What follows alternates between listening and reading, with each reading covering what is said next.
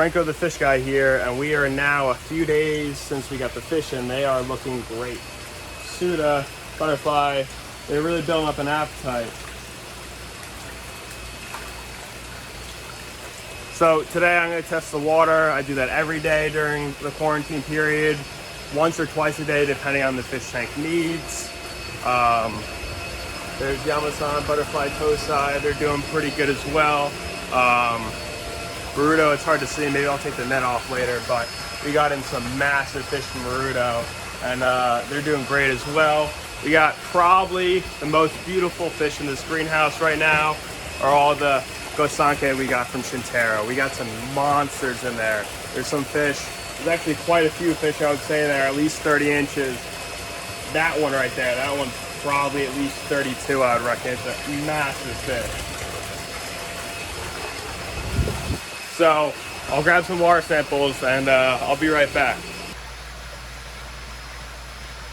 All right, I got all my water samples here, as you can see. During the quarantine period, we test every day, sometimes twice a day, depending on how the bio load is in the tank and how well established it is. Test for ammonia once or twice a day. Nitrite, I'll test for once a day as well. Although if we have elevated levels of nitrite, we already have salt in the tank, so that already detoxifies the nitrite, so it doesn't hurt the fish too much. pH is also pretty important to pay attention to. I'll test KH every few days in the tank.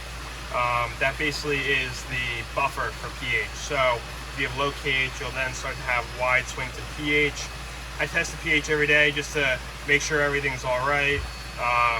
Our pH here, because we have well water, settles around 8.2, 8.4, which isn't an issue. Actually, higher pH is better for the long-term health of the fish. It just makes ammonia a bit more toxic for them, so we just gotta watch for that a bit more.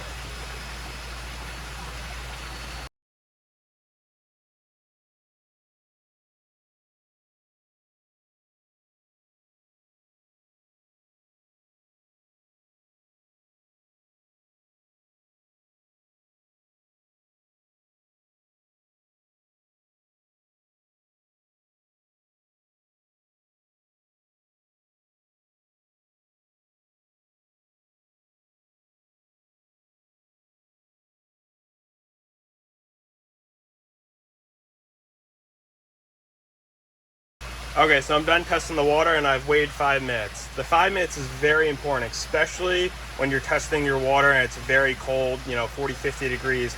Any chemical reaction happens slower at lower temperatures. That's one reason if you have any glow sticks, you throw them in the freezer, they last a lot longer. What that does is it basically slows down the chemical reaction. So same thing with the chemical reagents in the water test, is that you have to wait the full 5 minutes if your water is colder. If it is 70, 80 degrees, you can, short it down to like 3 minutes, but I always like to wait the full 5 minutes just to be sure. And another word of advice, if you are dosing salt in your system, as we are, we have about 0.5% of salt, which regular salt water is 3%. So, we're still well under technically what would be considered salt water.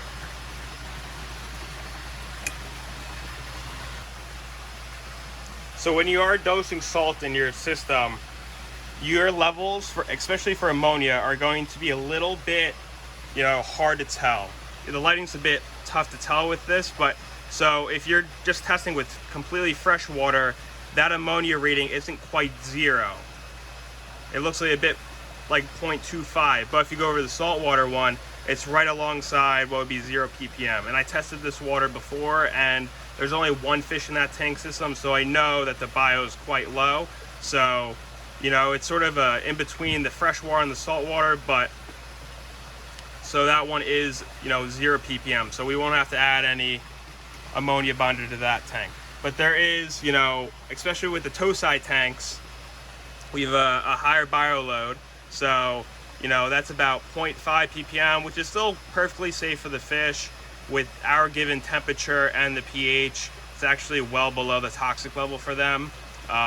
They most likely won't even have, they probably won't even notice it in the water.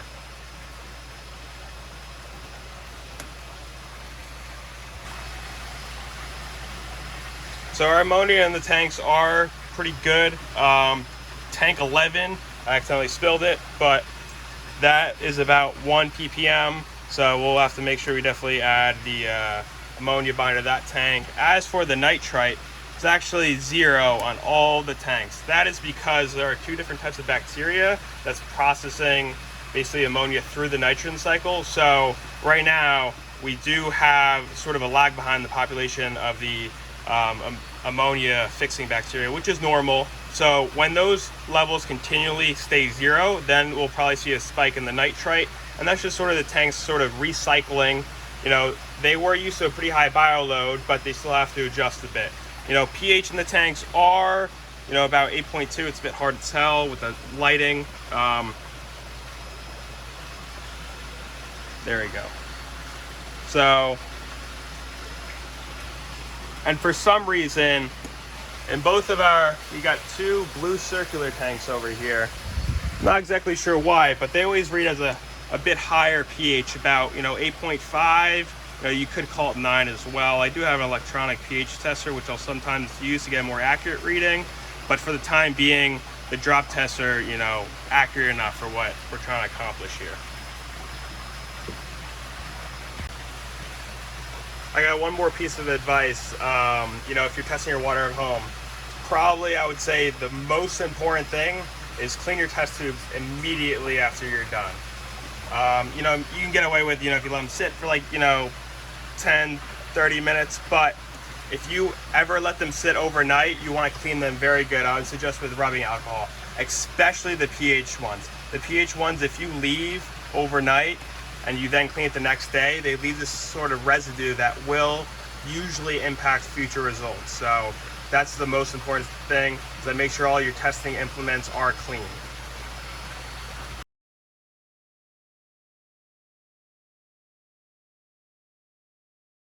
All right, so I got all the ammonia levels right here. This tank actually has been doing great. Surprisingly, we didn't have too many fish to, you know, get the bio going on this. So I was a bit worried about the toe side tanks, especially because we have about 1,500 fish each tank. So, but this tank right here, tank 7, actually only has 0.25 ammonia. So well below the lethal limit, and well below the point at which they would have any possible gill damage. So, but anyway, you know, we don't want it to pile up. So we have this ammonia binder that will bind ammonia in a non-toxic form. So it'll still be available to the biofilter. So that way the bio can still grow, but the fish are at no harm from the elevated ammonia levels.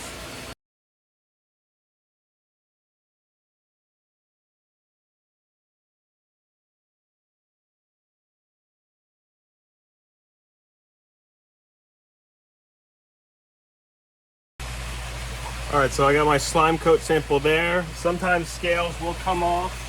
That's pretty normal. They will grow back, especially on these fish, they'll grow back very quickly. On bigger fish, scales should very rarely come off with a slime coat biopsy. Typically, if you're doing that, you're using a bit too much pressure on them. But smaller fish, they'll sometimes lose scales, but they grow back very quickly.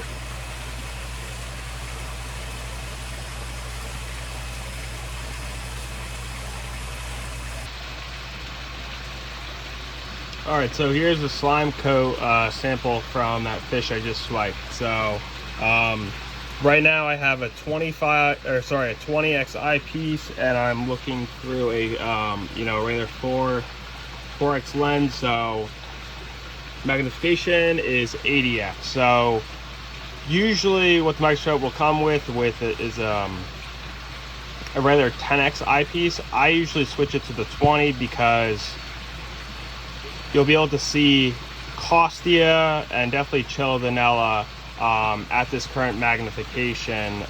If you're just looking at it at 40, you'll definitely be able to see flukes, but the Costia definitely you'll probably miss at that magnification. So, and the flukes will appear a lot bigger, so they'll be a lot easier to notice.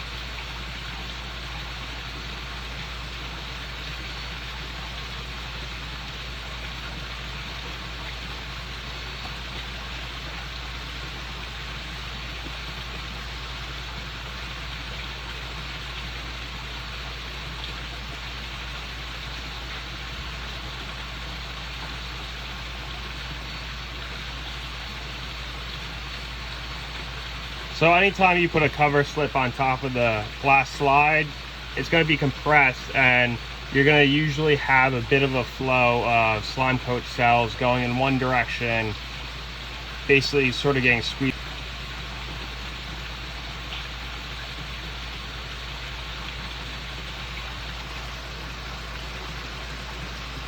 So far so good. You could see those are some of the scales that came off with the slime coat.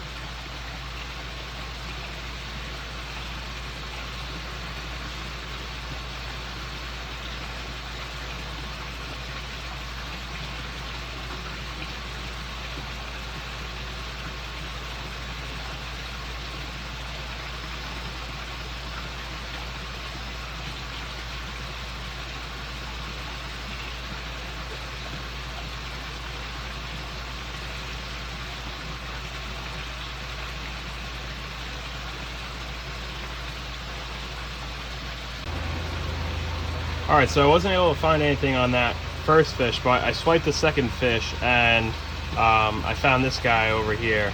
A bit tough to spot because he isn't moving right now, but that is a skin fluke. Let me change the magnification, see if we can get a closer look at him. He's a bit hard to see, but if you see those two hooks right there in the middle of the screen, that's basically what they use to latch onto the fish. And that other end right there is their feeding end. Usually they're moving around quite a bit. I want to see if I can startle him a bit. But usually they'll be very active, and they'll be very easy to spot just based on motion alone. I've only been able to find one so far, so that's a very good sign. The way that flukes basically take out a fish is it's large numbers. So they'll use those two hooks to hook onto the fish, and they'll just continually feed off the living cells of the fish, eating away the slime coat, first layer of skin. But they'll take quite a lot of numbers to take out a fish. The fish I swiped was probably about a 4-inch fish. Probably would need, I would say, at least 100 of these guys to take out a fish that's otherwise very well fed and good condition. So, but good thing we caught early. You know, we're gonna treat for flukes. And you know, these clear up pretty well with 2 treatments. Most likely I'm going to use praziquantel to treat it. So those are 2 treatments, 3 to 5 days apart, depending on water temperature. And flukes are usually the only parasite we're going to see at this high salinity anyway.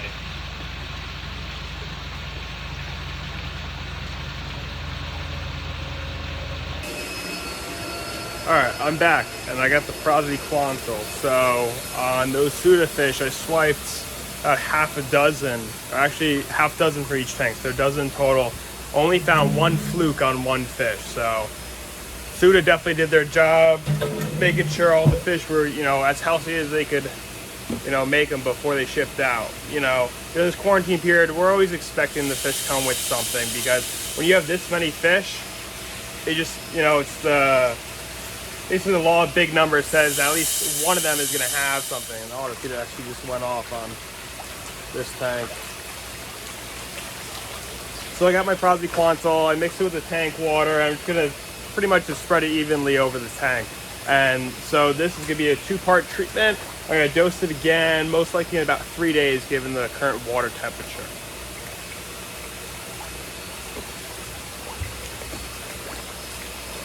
We got a steam right there.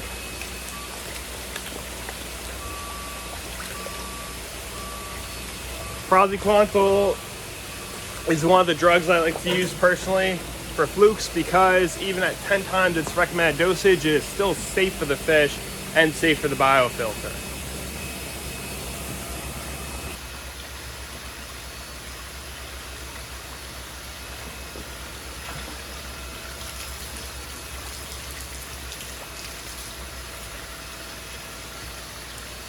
So it's going to turn the water a little bit cloudy, but that's normal. The stuff that's falling on the surface, that's normal as well, that it will eventually get into the water. And since praziquantel is such a safe drug to use, even if I don't necessarily find something on the fish during the quarantine period, I'll usually just proactively treat the fish with it, because it doesn't stress the fish out and it doesn't affect the biofilter. So, you know, I'll be dosing Baruto, those big guys, those guys have been great. Those guys have been really solid. Really haven't even been jumping at all. There's Shintaro. Franco the Fish Guy here. Make sure to like, subscribe, and share this video.